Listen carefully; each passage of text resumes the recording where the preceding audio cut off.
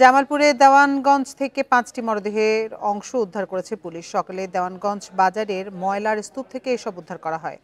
Police জানায়, সকালে স্থানীয়রা ময়লার স্তূপে একটি ব্যাগে মরদেহের অংশ বিশেষ দেখতে পেয়ে পুলিশে খবর দেয়। পরে পুলিশ গিয়ে ঘটনাস্থল থেকে মরদেহের অংশগুলো উদ্ধার করে।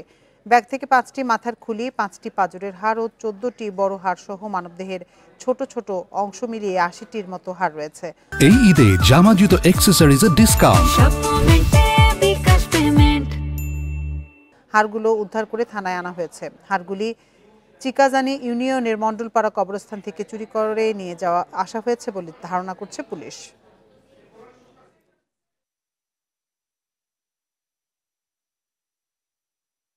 কঙ্কালগুলা দীর্ঘদিনের পুরনো, প্রায় 2 বছর 1-1.5 বছর এরকম হতে পারে।